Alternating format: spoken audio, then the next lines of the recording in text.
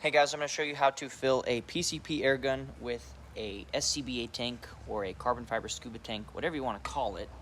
And this is how it's going to work on this particular rifle. I'm low on air, and thankfully I've got a tank with air pressure. I've got a fill probe on this side, so let's get into the basics. Now, quick note on the valve systems from Air Marksman. These are the tanks that we carry. They're going to have a gauge that shows you the pressure that's in the tank at all times. And then your bigger gauge is going to show you your line pressure or fill pressure as you're filling the PCP. Now, some PCPs are going to have a fill port like this with a fill probe that goes in there.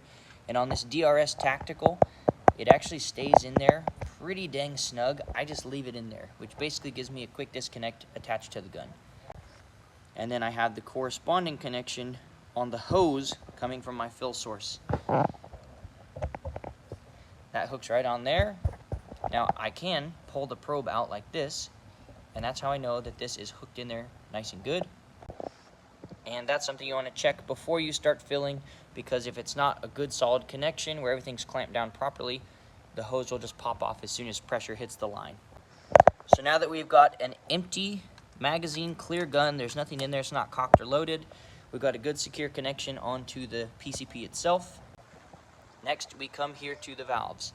You've got a bleed on the right side, and you've got your main opener on the top here.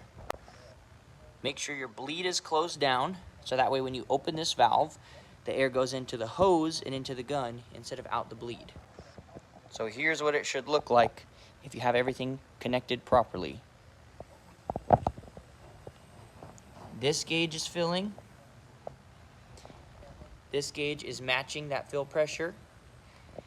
And this has a 230 bar fill. We're right about there. 230 bar. I close this just like a garden hose. And now I'll bleed the pressure that's still in the line.